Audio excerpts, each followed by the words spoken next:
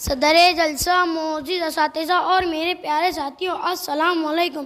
جن کے کردار سے آتی ہے صداقت کی مہک، جن کے کردار سے آتی ہے صداقت کی مہک، ان کی تقدیر سے پتھر بھی پگھل سکتا ہے۔ عزیز ساتھیوں، آج کا دن ہم سب یہاں ہمارے اساتذہ کی عزت و افزائی، ان کے کام اور محنت کو سراہنے کے لیے جمع ہوئے ہیں۔ ہمارے ماں باپ ہمیں اس دنیا میں لاتے ہیں، مگر وہ استاد ہی ہوتے ہیں جو ہمیں اس دنیا سے واقف کراتے ہیں۔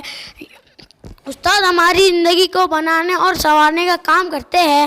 جس طرح ایک کمہار مٹی کے ڈھیر سے خوبصورت برتن بناتا ہے، بالکل اسی طرح استاد بچے کے ان گڑھ شخصیت کو سنوار کر اس میں نکھار لاتا ہے۔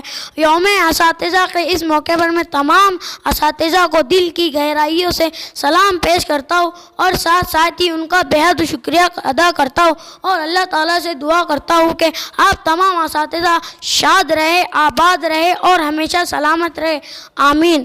اتنا کہہ کر میں اپنی تقریر اس اشعار پر ختم کرتا ہوں۔ مجھ کو خبر نہیں تھی آیا ہوں میں کہاں سے، ماں باپ اس زمین پر لائے تھے آسماں سے۔ مجھ کو خبر نہیں تھی آیا ہوں میں کہاں سے، ماں باپ اس زمین پر لائے تھے آسماں سے۔ پہنچا